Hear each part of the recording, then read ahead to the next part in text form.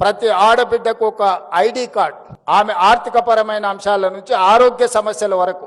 వాళ్ళకి ఏ రకమైన ట్రీట్మెంట్ ఇవ్వాలి, వాళ్ళ హెల్త్ కండిషన్ ఏంది, గతంలో వాళ్ళకి ఏ రకమైన పరీక్షలు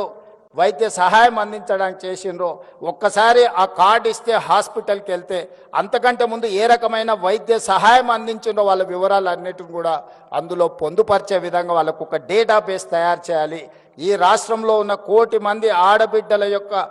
సంపాదన వ్యాపారంతో పాటు వాళ్ళ ఆరోగ్య సమస్యలు వాళ్ళకి సంబంధించిన మొత్తం డేటాను కూడా మనం కలెక్ట్ చేస్తే రాష్ట్ర ప్రభుత్వం ప్రత్యేకమైన దృష్టి పెట్టి నేను దివ్యా రాజేంద్రన్ గారికి సూచన చేస్తున్నా,